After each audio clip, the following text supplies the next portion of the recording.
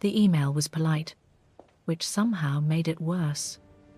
It arrived at 7:12 a.m., between a recycling reminder and a notice about the vending machines being removed for safety reasons.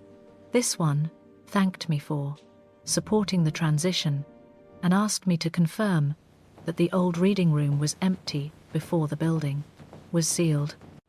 Sealed was their word. It sounded tidy. It sounded like a finished edge. The old reading room sat at the back of the municipal archive, the part of the place the public never saw. The front desks were still open for another week, for people who needed paper proof that their lives had happened. Back here, the lights ran on timers. The air vents kicked on when they felt like it. And the tea station had been cleared out months ago. Someone had already taken the sign-in book, as if names were a contamination. My job was simple. Inventory. Final wipe down. Make the room look as if it had never held anyone's fingerprints in the first place. I liked simple jobs. Simple jobs had rules. Rules told you where to put your hands. The contractor fob let me in with a small, satisfied chirp. The corridor smelled of old carpet and lemon disinfectant. Clipboard. Roll of blue tape. The usual kit. Cloth. Polish. Gloves. The gloves were thin enough to feel through. Thick gloves made you careless. The reading room door was heavier than it needed to be. It opened with quiet resistance, like it resented being asked to move. Inside, the temperature was not cold or warm, just wrong, as if the room had been waiting with its mouth closed. No windows. Harsh ceiling panels. 2 long tables. Chairs stacked along the back wall. Catalogue cabinets emptied. Brass slots stripped of labels. Someone had started cleaning and stopped, leaving pale streaks where dust had been pushed around rather than removed. My things went down by the entrance, where they always did. First pass, surfaces. Second pass, edges. Third pass, the places people forgot existed. That was my system. I didn't announce it. I just did it. The building was quiet in the morning, but quiet wasn't silence. Ventilation, plumbing, the distant thud of a bin being rolled somewhere. Those were normal sounds. Normal meant no one was coming to ask me why I was still here. Halfway through the first table, the chair scrape came. It wasn't loud. It wasn't dramatic. It was wood on old linoleum. A short, irritated drag, like someone had shifted their weight. The problem was the chairs were stacked. My hand finished the wiping stroke on muscle memory alone, as if a completed action could cancel a noise. Then it stopped. The room returned to its thin mechanical hum. The chair stack looked untouched. The top chair sat straight. No wobble. No fresh scuff mark. No reason, in other words, for that sound to have happened. The sensible thing would have been to step back into the corridor and call facilities. The email had used the word confirm, which meant someone wanted to file my confirmation in a system and never think about this room again. If I called and said I'd heard movement, they would send someone official. Someone official would come in, look around, shrug, and then ask me why I was alone back here. Someone would decide I was a complication. I didn't cause trouble. That wasn't a virtue. It was a habit that had kept me employed. My watch said the ceiling crew was scheduled for noon, but the message had included a smaller line, tucked in the middle like an apology. Access to the reading room would be revoked at 8 a.m. to allow for final preparation that gave me 47 minutes. 47 minutes to do what I'd been hired to do, and 47 minutes to avoid becoming a problem that needed handling. A breath through my nose, then back to work. Edges came next, then chair backs, Each one, even though no one would sit on them again. A thumbprint near the doorframe needed scrubbing until it vanished. The light switch got the approved diagonal tape, so no one could claim I'd left it available as I worked. Listening kept happening anyway. The way you listen for a kettle in a quiet house. Not because you expect it to boil in the next second, but because you need to know whether it's there at all. The sound returned. Not a scrape this time. A small click, like a chair leg settling after a shift. Then nothing. Looking up would make it real. Looking up would force a choice, and there were still boxes to tick. On my clipboard, the inventory list had clean squares. Tables, chairs, cabinets, door, floor. It was the kind of list that pretended a room was only what you could name. Ticking those squares with a cheap pen helped, the way it always helped. At the far wall, a faint hiss cut in and out, too quick to be the vent changing cycles. It reminded me of steam released and then trapped again. I knew there wasn't a kitchenette on this floor. I knew it because I'd spent enough years learning where the microwaves were, where people hid their mugs, where managers kept their fancy coffee machines behind doors, labelled storage. Still, my ears insisted on the hiss. The mop head went down damp so it would dry fast. Corners, table legs, the narrow spaces that caught grit. I stayed close to the chair stack without touching it, moving the way you move around a sleeping animal. 20 minutes.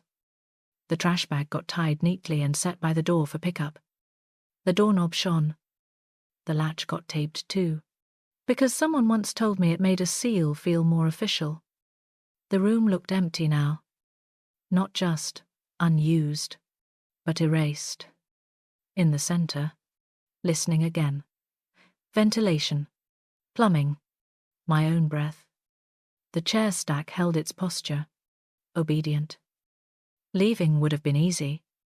Sign, walk away, let the lock chirp behind me. Instead, one more breath.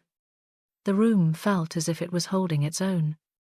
In that held quiet, a small sound again, a soft tap, like a fingernail on wood.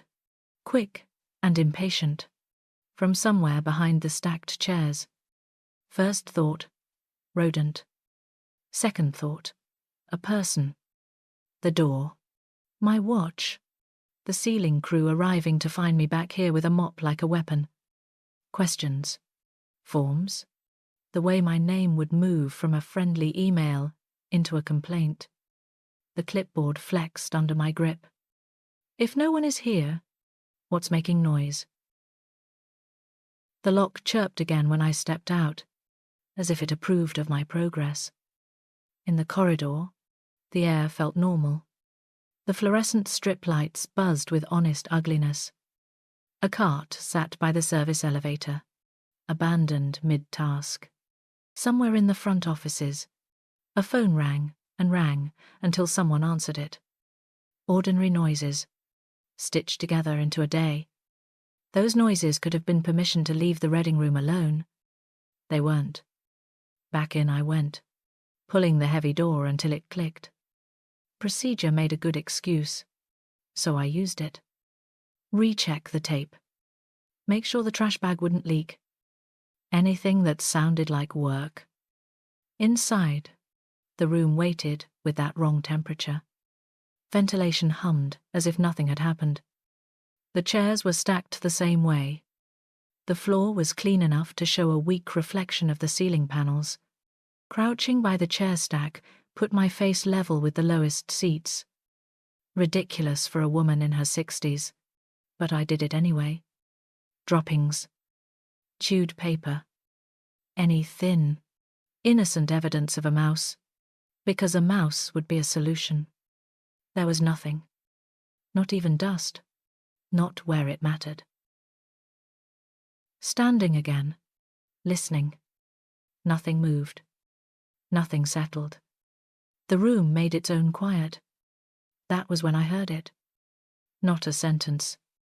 Not a voice the way people mean voice. Just breath threaded through sound, barely shaped into my name. Mavis. It came from behind the chairs, close enough that cold raised itself along my forearms. Soft, like someone trying not to wake a sleeping child. Wrong in a way I couldn't name. The way a recording sounds when the speed is off by a fraction and your body notices before your mind does. My first reaction was to answer. Names do that. They pull your head around before you've decided whether it's safe. No answer came from me. My lips pressed together instead, hard enough to ache. I waited for what would come next, because surely there would be something next. A second word. A cough. A laugh. A footstep. Nothing. The room returned to ventilation and distance and my own heartbeat, loud in my ears like it had been amplified. Swallowing tasted bitter, like tea left too long. The sensible checks happened anyway. The chair stack moved one chair at a time. Legs aligned. No floor scuff. I expected to find someone curled up in the corner, a student hiding, a security guard asleep. I expected, if I'm honest, to find something I could report so the responsibility would leave my hands. Behind the chairs there was only wall, and a strip of skirting board with paint flaking in tiny curls. A gap where wall met floor, thin enough to tempt a draft. My palm held near it felt a cool breath. Building cold. Not person warm. Under the nearest table. A pen cap someone had dropped years ago surfaced in my search. Brittle plastic. Dust coming away in a grey crescent. It went into the trash bag with a small, tight satisfaction. The kind you get from fixing something no one asked you to fix. My watch advanced with insulting calm. 14 minutes. 13. The email had asked me to confirm the room was empty. Empty. To them. Meant no bodies. No unauthorized items. No liability. It didn't mean no sound. It didn't mean no memory. They weren't built to measure those things. Chair backs needed wiping again. The undersides of seats too. The wall behind the stack, where my palm had felt the draft, got scrubbed until the paint looked cleaner than it deserved. When my mind didn't want to go somewhere, my hands did what they had always done. They made things neat. A thought kept trying to form, and I kept pushing it away like dust in a corner. Why my name? The tape held. The latch stayed snug. The switch wore its blue X. For the length of one breath, I considered walking to the front desk and telling someone I'd heard something. Not describing it. Just enough to shift the responsibility. I pictured a supervisor's polite patience. The kind that meant you were already annoying them. Questions about whether I was sure I wasn't tired. Whether I'd been alone too long. Whether I'd been paying attention. Then the phrase that always followed, "We'll note it." Not solve it. Note it. Reduce it to ink on a form, and file it under not urgent. Not urgent meant not real. Not urgent meant you could safely forget it. The sound behind the chairs had not felt like forgetting. It had felt like the opposite. Like being found. My throat tightened, as if my body were trying to keep words from escaping on their own. I didn't cause trouble. I didn't make myself memorable in rooms that wanted to forget they'd ever held me. That was the story I'd lived by. It was also, I realized, the story the building was asking me to repeat. Slow strokes brought the shine back to the nearest table. I made the room look as if no one had ever sat here and breathed and asked to be heard. I did it because it was what my hands knew. I also did it because it was the only way I could stay. Outside the door, the corridor clock ticked toward 8. The ceiling crew would come. Locks would change. My fob would stop chirping for this door.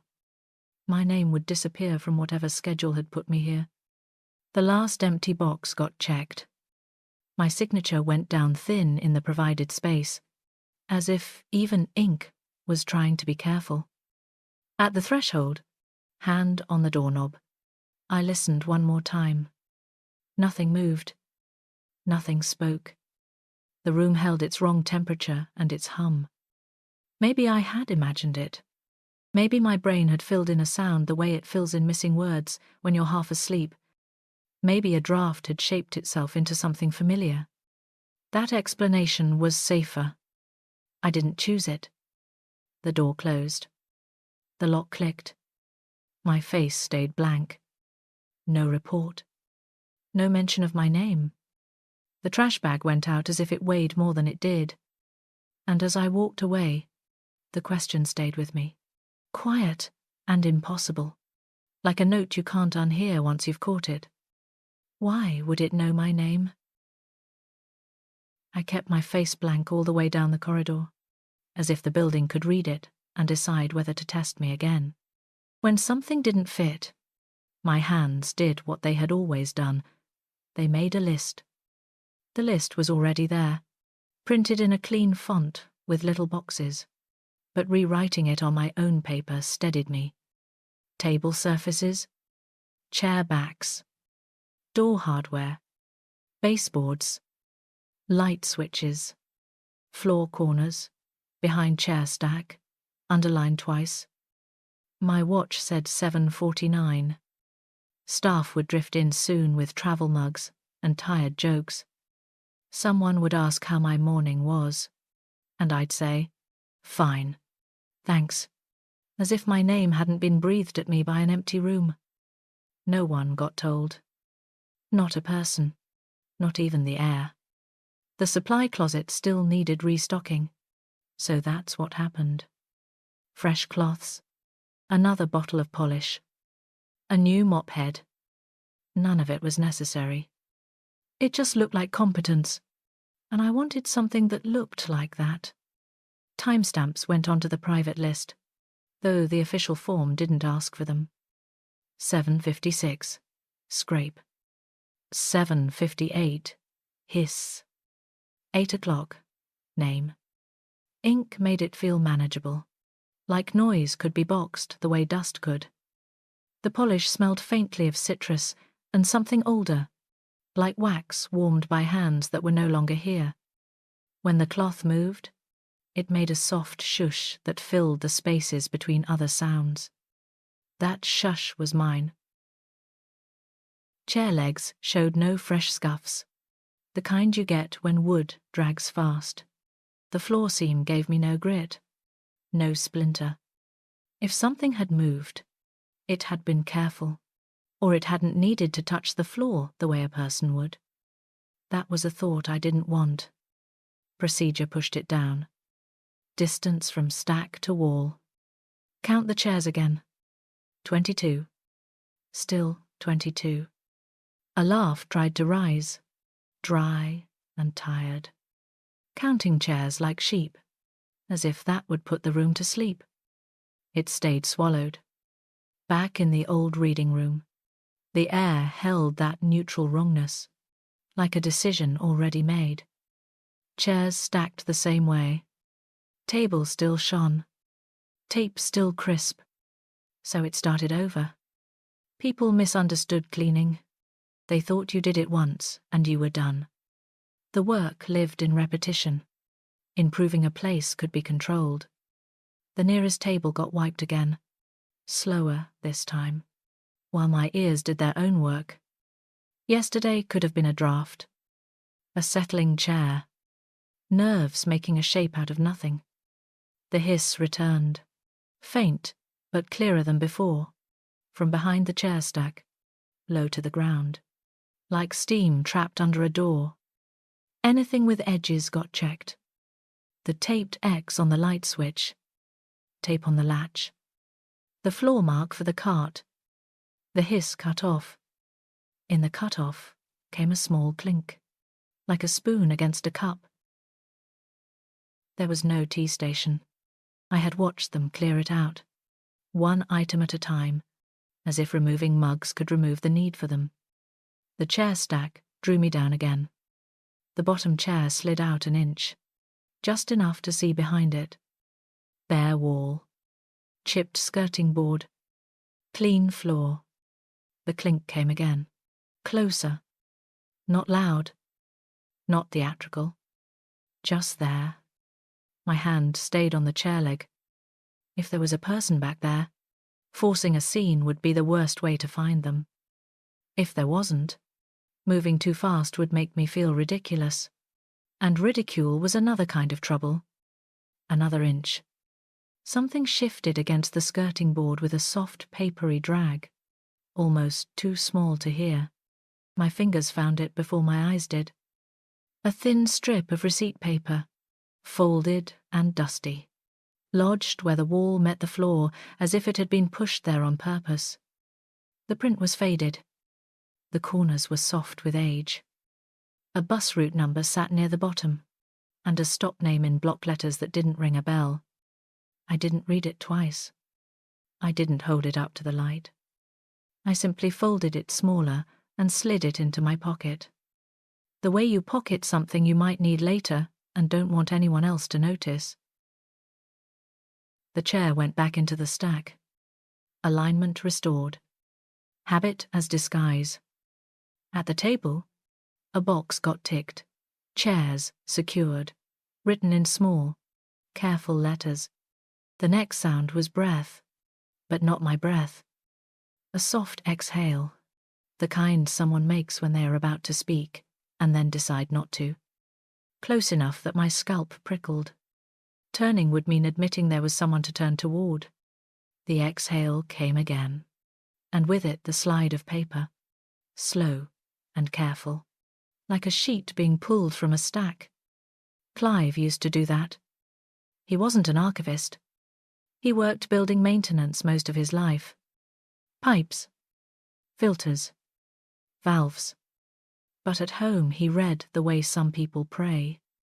He'd sit at our kitchen table and pull a newspaper page free with that measured slide, as if tearing it quickly would be an insult.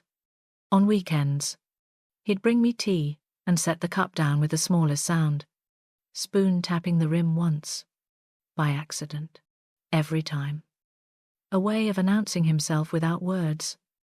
I hadn't heard that sound in 2 years. The cloth went down on the table. My fingers stayed on it, pressing it flat, as if it could anchor me. The paper slide came again. Spoon clink. Then, very faint, the first half of a word swallowed before it could finish. Not my name this time. Something else, too soft to catch. Coincidence was the safe explanation. Old buildings made old noises. Memories filled in gaps. Sensible meant safe. My ears didn't care about sensible. They cared about pattern. The cloth moved again, because if the cloth didn't move, something else would have to. My strokes tightened. The same section got cleaned twice, then 3 times, as if repetition could push the sound back into the walls.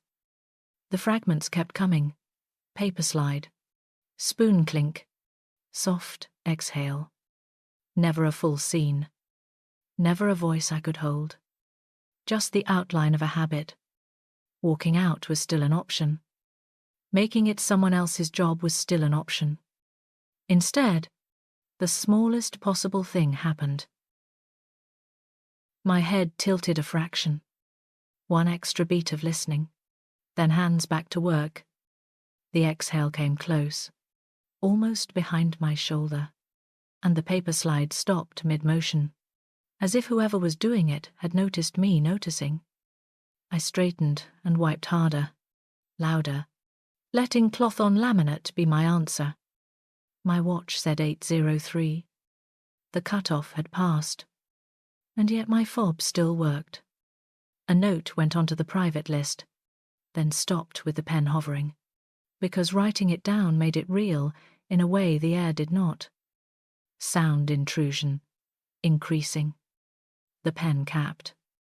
paper folded, pocketed, where no one would see it unless I wanted them to. The risk was no longer in hearing it. The risk was in what my hearing might do to it. Erasure wasn't a termination. You could recover from being fired. Erasure meant you left no mess at all, and no one remembered you'd been there to begin with. If I listen longer, what breaks? By 9 o'clock, the front desks were open, and the building remembered how to be public. I kept to the back corridors, away from the voices. The cartwheels made a soft, steady rattle over the threshold strips. Finishing the checklist was the story I told myself. Being thorough sounded better than unsettled. The old reading room was no longer on my schedule. That was the point of the cutoff. But the rest of the archive still needed work, and the rest of the archive had plenty of places where sound could hide. The receipt from the reading room sat folded in my pocket. I could feel the thin paper when I moved. The way you feel a coin you keep meaning to spend. I hadn't decided what it was yet. Evidence. Trash. A mistake. Keeping it felt like stepping off the approved path by half an inch. I started in the intake room, where boxes arrived with their edges dented from being carried through too many hands. People brought in papers like offerings, birth certificates, marriage licenses, deeds, death notices. Old photos slipped into envelopes because grief likes to be mailed. The intake room smelled of cardboard and toner. The scanner made its familiar whine, a noise you could ignore because it had a job. The counter took a wipe. The stacks got aligned. And listening happened anyway, the way it always did when I pretended it wasn't happening. Nothing intruded for a while. That felt like relief, which should have warned me. A cabinet door squealed when I opened it to clean the bottom shelf. Behind the folders, tucked where it didn't belong, sat a bundle of forms tied with a rubber band. Someone had hidden them the way people hide bruises. The top page was stamped void in red. Under it, the paper edges were worn as if they'd been handled and returned. Handled and returned. The bundle came to the desk. Habit began to separate it. Approved. Pending. Misfiled. Duplicates. Categories that let you pretend a person's life was only a workflow. Halfway through, a name caught my eye. Not mine. Not Clive's. Not anyone I knew. The name was followed by a street address that looked wrong, like it had been typed by someone who'd never stood on that street. Then a note in the margin. Neat and impersonal. No living claimant. I stared at the phrase until it lost its meaning and became only shapes. The next page wasn't a form. It was the same kind of thin receipt paper I already had in my pocket, folded twice. The sort you get from a small shop that can't afford thicker stock. The print on this one was faded too. It didn't match the bus route number exactly, but it carried the same cheap texture, the same tired font, the same feeling of being left behind. My hand went to my pocket before I thought about it. The receipt from the reading room came out, dusty fold lines and all. Side by side, the two papers looked like cousins. Same thickness. Same block lettering. Same neglect. The stop name on mine was still there. Thank you for riding with us. A route number. A stop name I didn't recognize. Seeing it next to the void bundle made my stomach tighten in a way the chair scrape hadn't.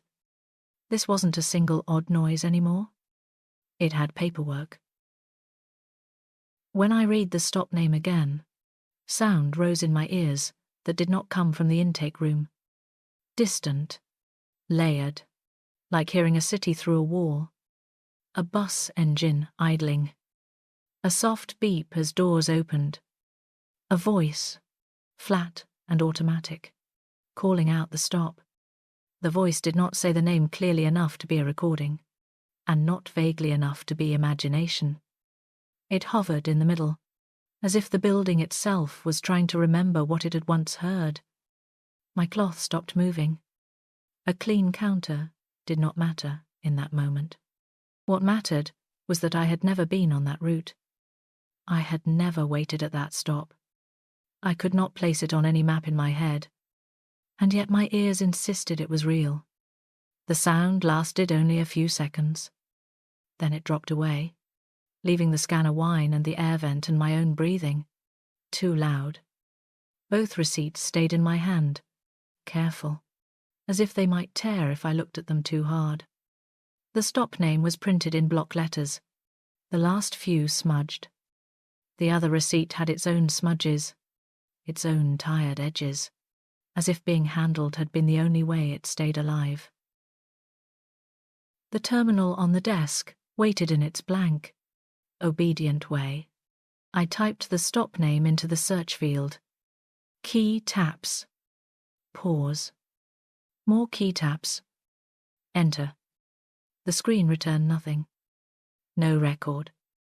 Route number. Nothing. Address from the form. Nothing.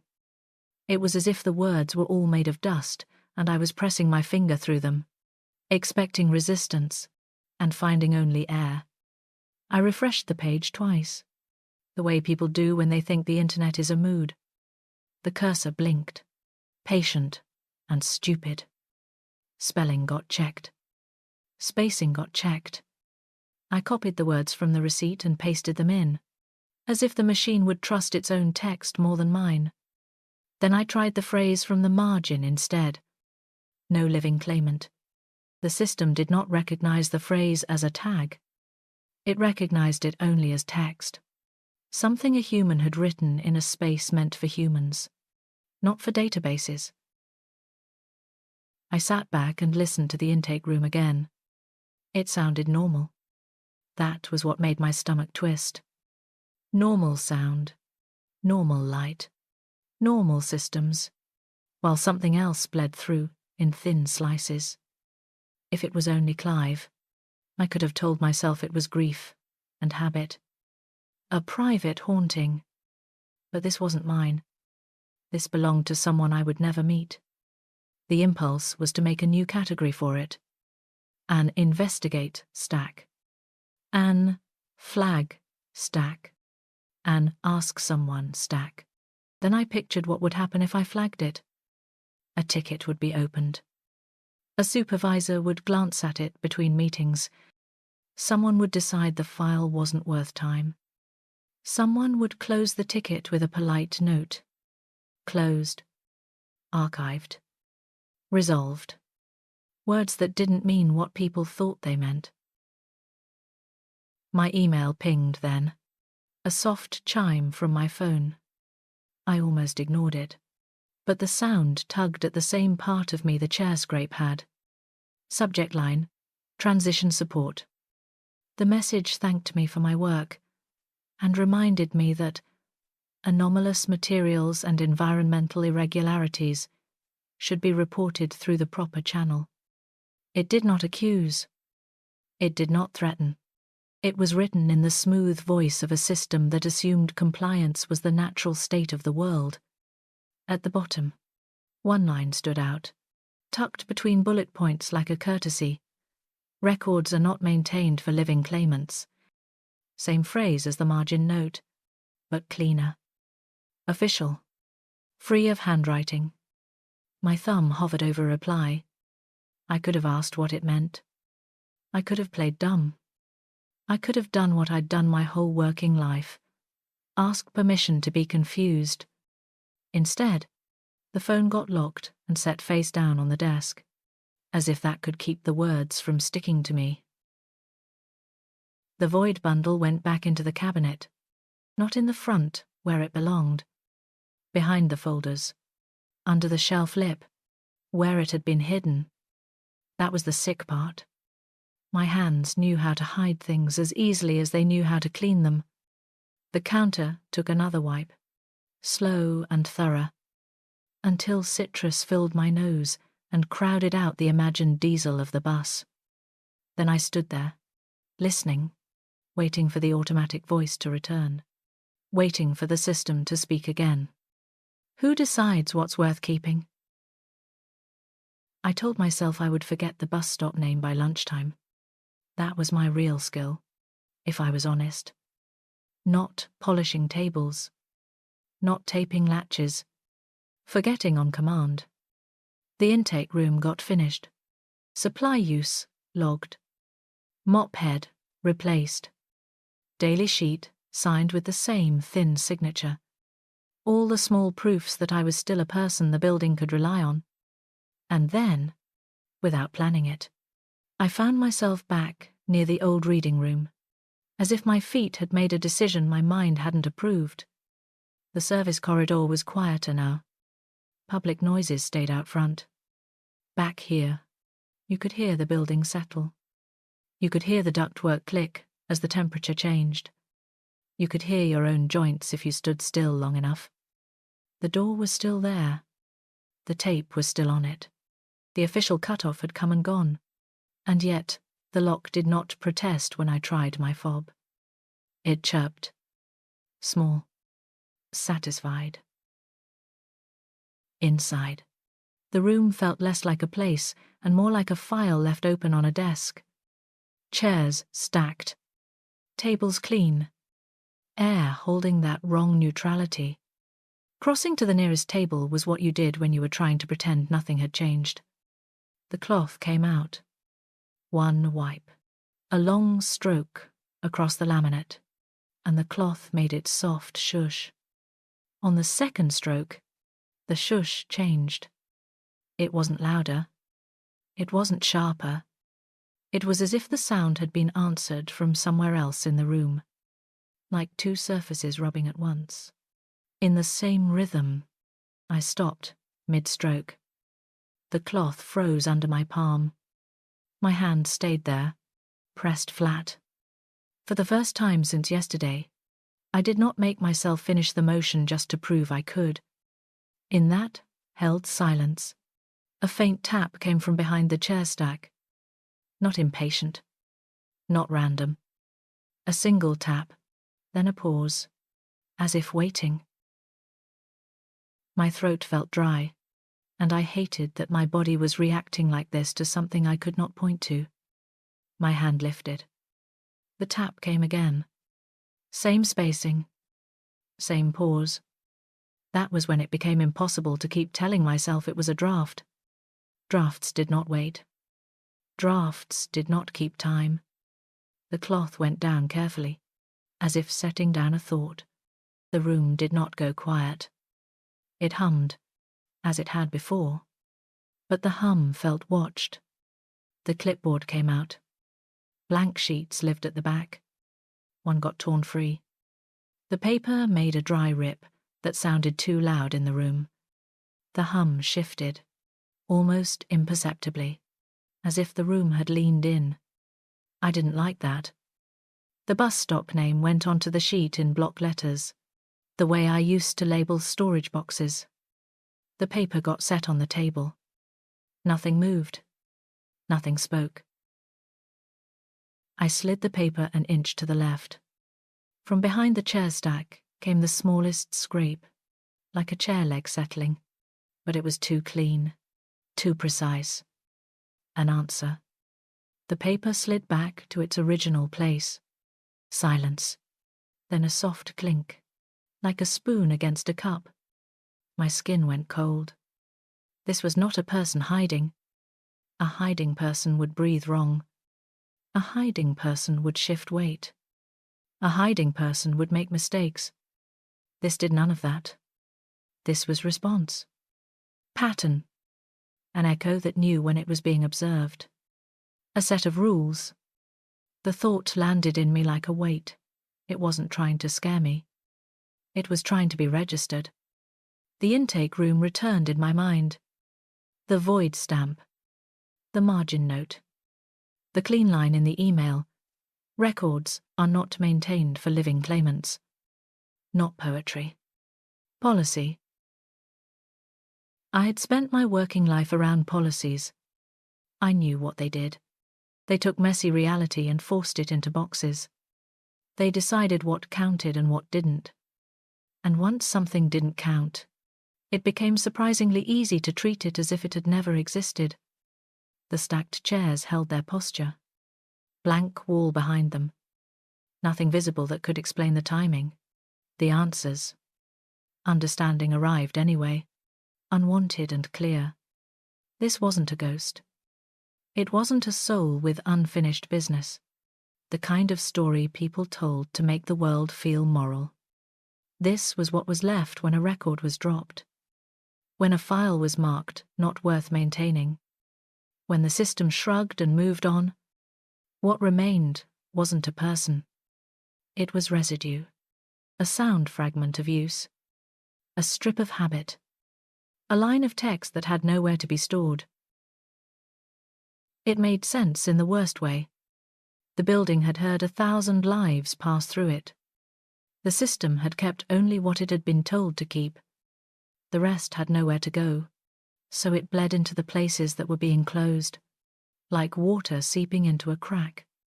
Hands hung at my sides. The old instinct rose anyway. Don't be the one who makes trouble. Trouble had always come with paperwork. A complaint. A note. A corrective action. Those things still assumed you existed. Erasure was different. Erasure meant no complaint because there was no name to attach it to. No supervisor conversation. No termination meeting. Just the quiet sensation of being removed from the list and watching the world continue as if that was normal. Reporting it would bring someone with a checklist. Vents tested. Rodents checked. Nothing found. A sentence typed. No issue. Observed. Then the room would be sealed, and whatever was trying to be registered would be trapped with no ears left to catch it. Not reporting it did the same thing, only quieter. The phone came up without unlocking. My thumb hovered where compose would be. A safe sentence tried to form, one that sounded like procedure and not like confession. It failed to become language. Not because I was brave, because I could already hear how it would be handled. Thank you for your diligence. This will be noted. Please return to your assigned duties. Noted. Filed. Forgotten. The tap behind the chairs came again. Once, then twice, like someone knocking on a door they had been told was no longer there. My cloth lay on the table where I dropped it, the wipe unfinished, the shine interrupted. That small, unfinished streak looked obscene, like a confession. Clarity hit like nausea. My routine wasn't neutral. My routine was part of the erasure. Every time I made a room look untouched, I helped the system pretend it had never been used. Every time I hid a misfiled bundle back in a cabinet, I made it easier for it to disappear. I had been proud of not leaving a mess. I had never asked myself what. Exactly. I was cleaning away. The clink came again, softer now, and the room's hum seemed to settle, as if waiting for my next move. No move came. I stood there, cloth abandoned, paper on the table like a label, listening to something that did not have a body and still insisted on being heard. And the question that rose in me was not about sound anymore. It was about permission. If I've seen it, am I allowed to pretend I didn't? At 3:17, my fob chirped at the staff entrance, and Ms. Ellis stood by the elevator as if she had been there all day and the building had only just decided to notice her. She waited without taking up space, which was its own talent. The corridor lights made her jacket look the same color as the walls. If you didn't want to notice her, you still would. My cart stopped on its own. The handle squeaked when my grip tightened, giving away more than my face did. No uniform. Office hallway jacket. Hair pinned back. A thin folder held against her chest.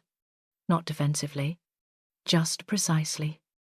Her eyes found me without searching. Mavis, she said, like it was already written on her screen. Correcting people required a confidence I didn't keep in my pockets, so the correction stayed unsaid. Miss Ellis smiled. Small and practiced. Thank you for meeting with me. I know transitions create extra work. The cart handle creaked under my grip. I'm with Compliance and Records, she said. We've had a few outstanding items related to the decommissioning. The folder opened. A printed page slid out. Paper made a clean whisper, and my stomach tightened at the sound. I understand, she said, softening it before it could land like a rule. But procedure requires that we confirm all unassigned spaces are clear and all materials are properly categorized. The page rested on top of my cart. Work, order, history. Dates. Locations. Access logs. My name sat at the top. Not my name. One vowel wrong. A small error that turned a person into an administrative inconvenience. That's not how it is, I said. No flinch. Just a note in the margin, thank you. That helps. The next page came out. There's also a discrepancy with your claimant status, she said. Still gentle. It's likely a clerical issue. But it does affect access privileges, claimant. The word from the void margins, your record, indicates that your file is not associated with an active living claim. My lungs forgot what to do for half a second. A termination still left you a story. A final check. A letter. A record of the moment you stopped belonging. Being marked, no active living claim, sounded cleaner. Like turning you into a file that could be closed without anyone admitting there had been a person inside it. This didn't mean a reprimand.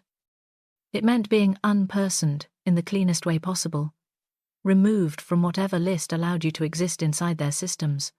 I'm standing right here, I said, which was not an argument, but it was the only proof I had ever trusted. I can see that, Ms. Ellis said, and I'm glad you brought it to my attention.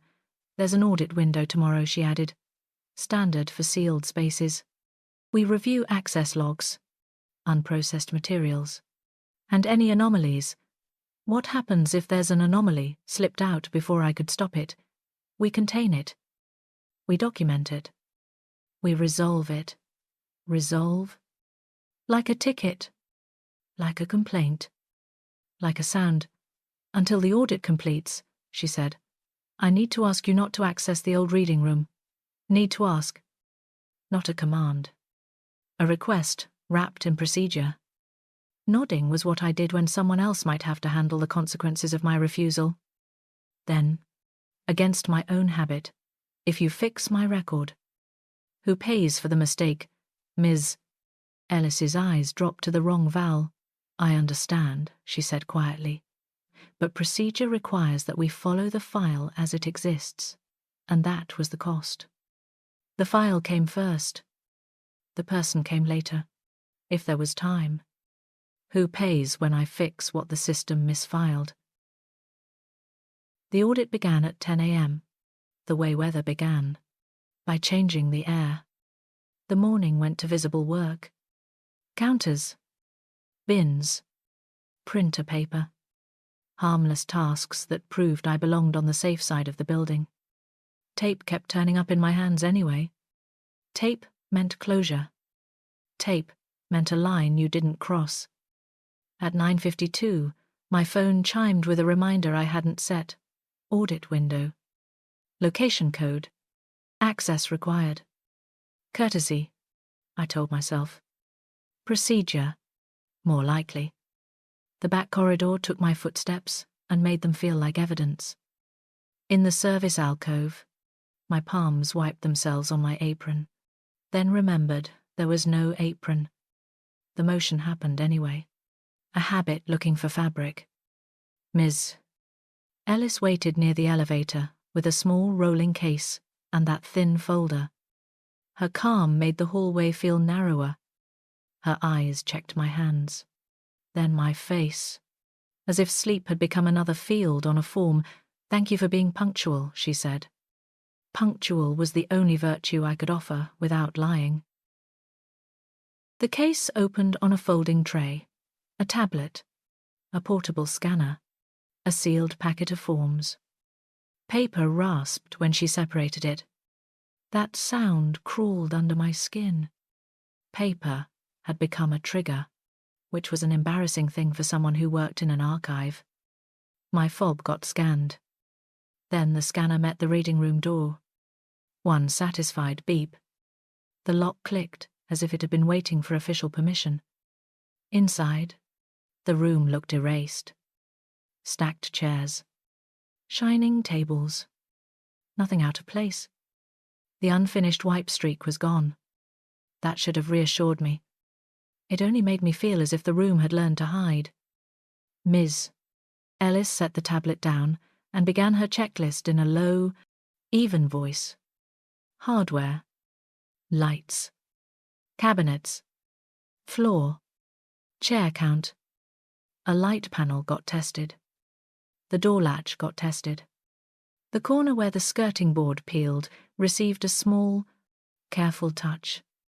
A professional way of saying, if something is here, it will be found.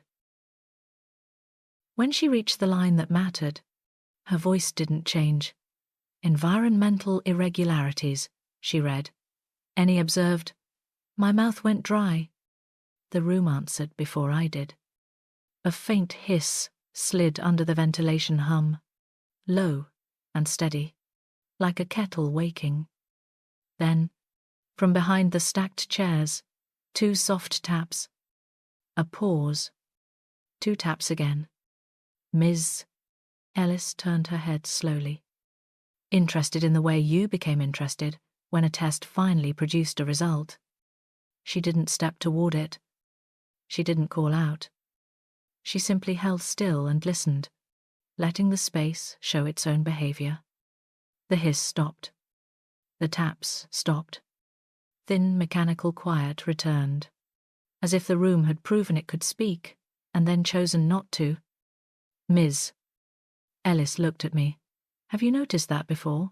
It answers, I said. Sometimes I understand, she said gently, but procedure requires we categorize what we can observe. A chair leg made the smallest settling click, like agreement, and my stomach tightened at how neat it was. She moved to a safer topic. There's also your record discrepancy. We can address it today. My file came up, and the screen got angled toward me. My name. Misspelled. Access history. Then a field I hadn't known existed, sitting under my details as if it had always belonged there. No active living claim. This field isn't meant for staff accounts, Ms. Ellis said. It's meant for claimants, and it's on me, I said. Yes, behind the chairs. The hiss returned. Closer now. A spoon clink followed, soft and familiar. The smallest domestic sound inside a sealed public space. My hand tightened on the cart handle as if it were a rail. Miss. Ellis tapped through options with her stylus. If I submit a correction request, it routes to central processing. They'll ask for proof. Proof of what? The question left my mouth, even though I already knew identity. Status. Proof the claimant is present. Present. As if I could mail myself. Tap. Tap. Wait. The room kept time with the conversation. Ms. Ellis didn't raise her voice. If we can't verify, the system will place a legal hold to prevent unauthorized edits, and then the file remains as is until the hold is released, which may be indefinite. Indefinite meant forever. In system terms, forever meant the wrong vowel would outlive me. Her tablet lifted slightly, as if this were the part that deserved clarity. There are 2 compliant paths, she said. One is to report the irregularities and contain them. That triggers sanitization. The space is sealed clean, clean. The word that had always been my job. Clean became empty faster than anyone admitted. And the other, I asked. The other is to correct the record locally before the hold is applied, she said. That's not authorized. It would be logged as tampering. My mind tried to invent a third option. A ticket. A supervisor. Waiting. Waiting was what erased things. Cabinets proved it. Inboxes proved it. Time did the system's dirty work. Behind the chairs, the spoon clinked once, like a warning. Containment meant the room would be resolved. The residue would be smoothed out. The bus stop name would die in a drawer. I would be smoothed out with it, filed under error corrected, and then forgotten. Tampering meant the system might notice me in the worst way. It might correct me by removing me. Ms. Ellis watched my face. Patient. She had been trained for silence. So had I. The decision didn't arrive as a speech. It arrived as movement. My hand left the cart handle. The tablet sat there, ordinary and thin, waiting for the kind of touch that became a log entry. Fingers hovered over glass. The room's hum seemed to sharpen around that pause, as if the building were holding its own breath out of spite. Ms. Ellis didn't stop me. That was her risk. Small and quiet. A stylus lay beside the tablet. I didn't take it. My hands knew keys and cloths, not instruments that made edits look elegant. The wrong vowel in my name got fixed first, because a wrong vowel was something my hands could manage. One letter replaced. One small act of order. The hiss rose, almost like relief, and then steadied again. Then the cursor went to the status field. No active living claim. The phrase blinked under my fingertips like a dare. The cursor waited in that narrow, indifferent way systems waited. Decide what reality is, then sign your name to it. The words got highlighted. Deleted. The empty field sat there for half a second. The quiet in the room tightened, listening quiet, like a held inhale. Active. 4 letters. Not a plea. Not an explanation. A category. The moment my finger hit save, the room went still in a way that felt personal. Air thinned against my skin, as if the building had inhaled and held it. For 1 second, the slow slide of paper appeared at the edge of hearing. The way Clive used to free a page with care, and then the sound cut off cleanly, like a door closing without a slam. Ms. Ellis exhaled once. I understand, she said, and it wasn't comfort. But procedure requires, I note, that an unauthorized edit occurred during an audit. I know, I said. I'm not asking you to pretend it didn't. The hold will trigger anyway, she said. Eyes on the screen. But now it will hold an active file. Held. Not erased. My hands trembled once, then settled back on the cart handle. The choice wasn't clean. It was simply not silence. The log entry remained on the tablet, plain as a receipt. I stepped back from the table and let it stand. I did not look away from it. After the audit, the building felt louder in the wrong places. Not with voices, with absence. Doors shutting more cleanly. Lights turning off without hesitation. Even the cart wheels sounded sharper, as if the floor had decided not to cushion anything anymore. Ms.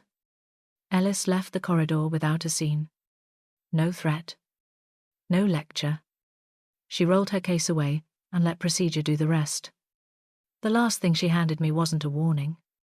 It was a printout, an audit receipt with a timestamp, a reference number, and a note that the legal hold had been applied. The paper was warm from her hands. That warmth made me angry, which was childish, but anger at least took up space. The old reading room stayed closed to me, Not that day. The intake cabinet did not. The void bundle was still hidden behind the folders, exactly where I'd put it. The rubber band had gone dry and stretched. Papers slid out with a soft drag. Listening happened before I meant it to. No bus engine. No doors. Only the building's hum and my own breath. The bus receipt with the stop name came out next. The one I'd carried from the Reading room since S03. It lay on the desk like an accusation made of cheap paper. The record entry that matched the margin note loaded on the terminal. No living claimant. A name that wasn't mine. An address that didn't fit. Date fields. Blank. As if the system had never found a place to put time. This was the point where it would have been easiest to say, not my job. Walk away. Wait for the hold to expire. Or for someone else to notice. Or for nothing to happen. Which was what usually happened. Instead, the work began the way all my work began, with the smallest corrections. The city directory sat buried behind menus most people never opened. The street existed. The difference between a real place and an empty lot was 2 digits. Those digits got entered. The cursor blinked. The system accepted the change without drama. That, I realized, was how erasure worked. Quiet acceptance. No trumpet. No protest. Just the system moving on. The bus route field was blank. Of course it was. The system didn't maintain records for things it couldn't bill or litigate or prove, but there was a free text note box, the kind that existed because humans kept making messy life and machines got tired of pretending it didn't. The route number from the receipt went in. Keystrokes. Pause. Another keystroke, as if my fingers needed permission. A faint hiss rose behind my ears, soft enough it could have been my own blood. Typing stopped. Waiting happened. The hiss held, then eased, like a kettle settling into a steadier boil. Save. The intake room didn't change. The scanner still whined. Fluorescent light still buzzed. Nothing visible happened. But the silence between sounds felt less tense, as if something had unclenched. One field at a time. One correction at a time. No heroic edits. No sweeping narrative. Just making the record less wrong. Hands stayed careful. Listening stayed shallow. The sounds were treated like heat from a stove. Useful. Dangerous if you leaned in. That was the new rule. By late afternoon, the file looked almost ordinary. Not beautiful. Not complete. Present enough that someone could, in theory, find it. The updated summary page printed thin and warm. It wanted to tear if you held it too tightly. I understood that feeling. Only after a stranger's record was less wrong did my own file come up. The legal hold banner sat at the top of the screen, like a polite warning sign. My name, now spelled correctly, appeared beneath it. Status: active. Next to it, a small system note: edit under review. Under review was the system's way of saying, we noticed. The audit access log entry was there, too. Ms. Ellis's credentials. Room code. Unauthorized edit. My user ID. And then, in a field I hadn't noticed before, claimant linkage. A number. Not a name. Not a person. A number that told the system how to treat what it was seeing. The linkage details loaded slowly, as if it resented being asked. When it opened, the first line made my stomach go cold. Claimant. None. For a second, my mind tried to do what it always did. Translate. Rationalize. Find the safe interpretation. Claimant. None could mean paperwork missing. It could mean clerical lag. It could mean the hold had frozen the field. Under the building hum, the faintest two-tap pattern appeared. Tap. Tap. Wait. Not accusing. Not comforting. Just present. My hand stayed off the keys. The truth stood there without a story to soften it. If the system needed a claimant to keep a record alive, and my file had none, then my presence was temporary, even with active stamped on it. The system could accept my edits and still decide I didn't qualify to be kept. The stranger's corrected summary page lay on the desk. My own's file glowed on the screen. The system said yes to changes and no to people with the same calm. My fingers moved to the notebox. A field labelled witness statement sat there, meant for official declarations. Signatures to be used in disputes. It wasn't meant for someone like me. That was probably why it was still editable. One sentence went in. Plain and careful. The way you wrote something you might have to read in a hearing. This record was observed and maintained by staff present on site. No emotion. No pleading. My corrected name at the end. Save. The cursor blinked once.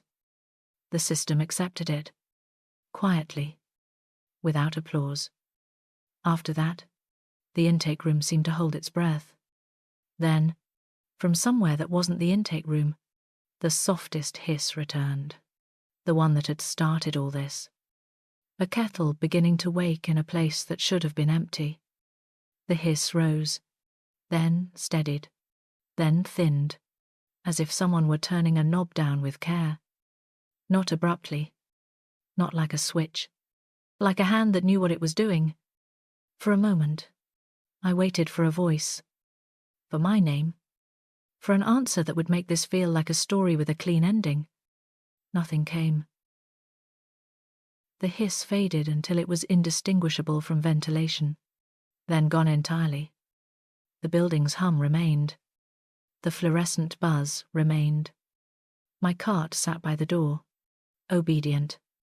My file header got one last look. Name spelled right. Status, active. Hold banner still in place, polite as ever. It wasn't a victory. It was simply a record that refused, for now, to disappear. And when the last trace of the kettle sound finally left my ears, the silence felt honest. It felt like the system had looked at me,